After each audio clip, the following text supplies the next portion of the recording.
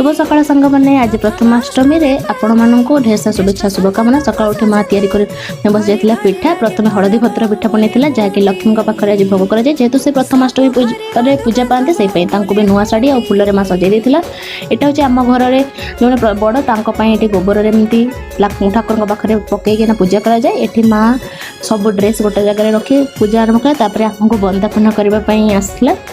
आम 3 जन को बंदापना कला कि चंद्र लगे सुंदर लगे बंदापना स्टार्ट कला। तापर आम सब नुआ ड्रेस पिंधिले आउ माल ए पिंधती आउ अंटा सूता भी लगाते ताको भी हाणी आम पिंधिलु। देखो मोहन केमती बदमाशी करुँची माँ बंदापना करने समय।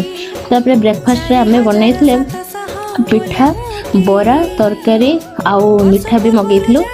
ताकू खाई सारी आम गलु समस्त जो ड्रेस गोटे पर गोटे पिंधापी। एटा घर में आम 3 जन आनी एटा बापा बो देते ड्रेसटा और एटा मो माँ नहीं आसला। रही जय जगन्नाथ।